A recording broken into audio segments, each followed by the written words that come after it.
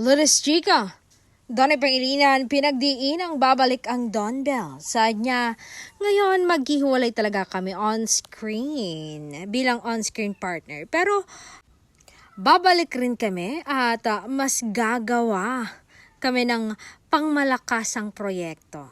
Pero panoorin nyo pa rin yung Tayo sa Wakas sa May 27. Ang moving ito ay magbibigay sa inyo ng kamalayan sa pag-ibig at iba pa.